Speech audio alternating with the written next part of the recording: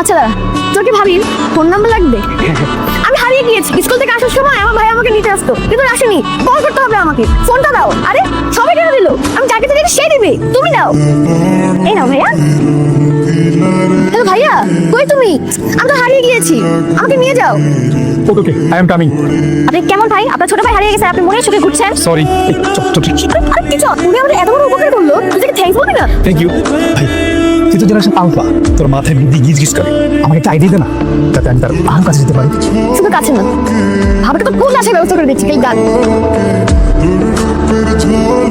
আস্তে আস্তে আস্তে আস্তে, পিছনে ঘুরবে, পিছনে ঘুরবে না ভাই, আস্তে।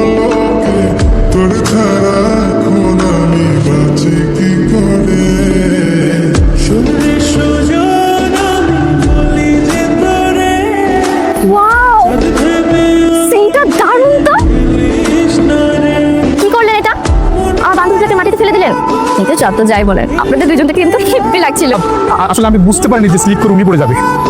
বুঝলাম না, ও পড়ে যাবে আপনি বুঝতে পারেননি, তার মানে যেটা নিয়ে প্ল্যান। না না না, প্ল্যানিং কেন হতে যাবে? চল তুই যা।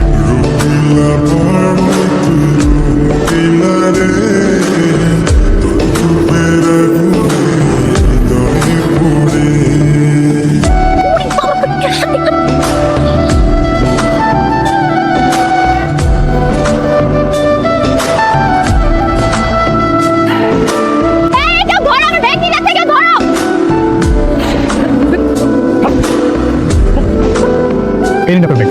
থ্যাঙ্কস। ওয়েলকাম। আমি সাব্বির। অনেক হয়েছে, এখন হাতটা ছাড়েন। হাতটা তো ছেড়ে দিয়েছি।